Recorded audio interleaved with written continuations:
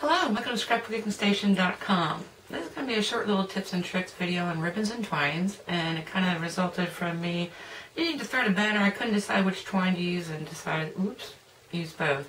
So nothing earth-shattering here. We're going to start with pretty simple double ribbons and then recombining twines together to make a neat effect for your scrapbook pages. So I'm going to put the camera over my shoulder and we'll get started. Okay, so I'm ready for the first pairing, and it's just like ribbon on like ribbon. And all I'm going to do is put a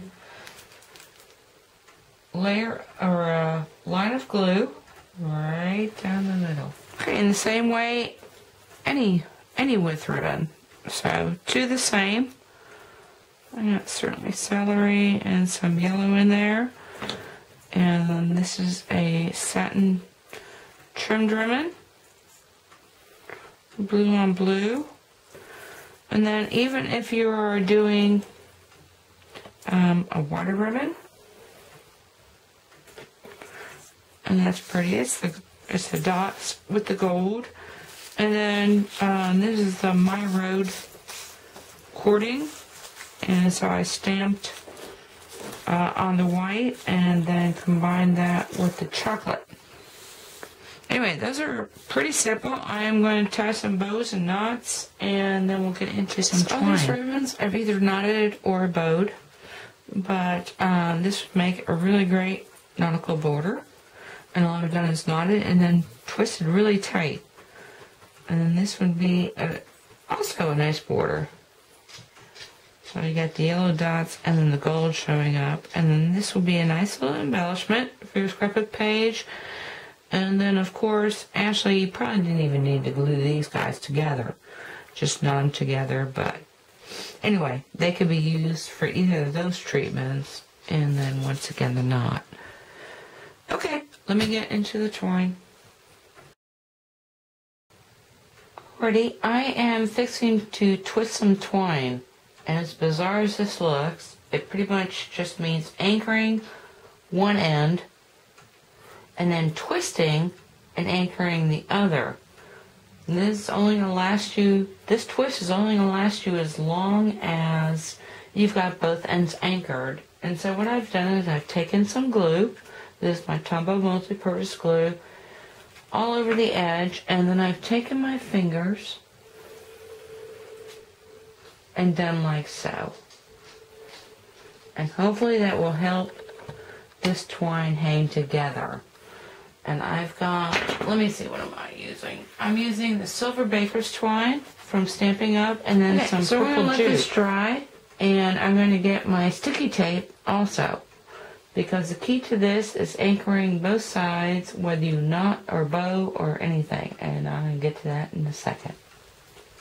Alrighty, so my Baker's twine and the jute, and actually this is not hooked onto anything.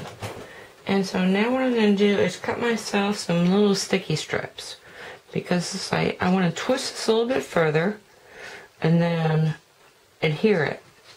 Because like I said, you have to have the end secure, and whatever twisting that you're doing, you also want that secure as well. So I will probably just take a couple of photographs as I put this banner together.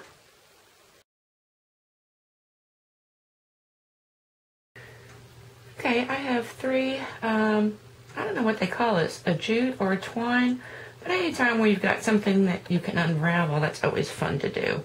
And then I've got 3 different colors, and what I'm going to do is first unravel it, quickly I might add, and then kind of recombine the colors to make my 3-color ribbon. So the first thing you want to do is untwist. First thing you want to do is knot it together. And all I did was fray these ends, which is actually a little more slow going than what I'm going to do here. So I want to separate these out as best I can. And then close to the knot end, you want to pull one out. And get a hold of that. And all you want to do is pull it through.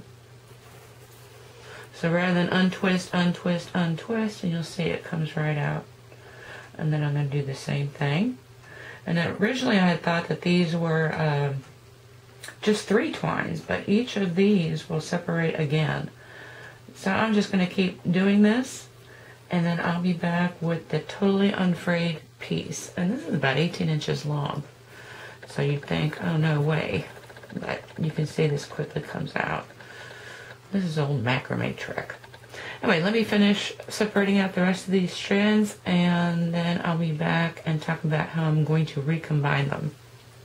I finished totally separating out all my cording, and actually after I thought about it, I really didn't have to separate any further than the 3, although I think it will add a little bit more dimension when I'm finished. Anyway, I'll be using this for my Easter scrapbook page, so I'm going to finish braiding that at my leisure, because you can see I'm still on my February snowstorms. But when I get into ribbon, it's one of those things, like I already know I'm using this for a fishing layout, and this one I will probably use for my Hawaii scrapbook. I always have a couple going. And then of course, I started this whole project taking a break from my banners and pennants video, which will be coming out really, really soon. So anyway, watch for that. I hope you took something away with you that you can use in your own scrapbooking. Thank you for watching.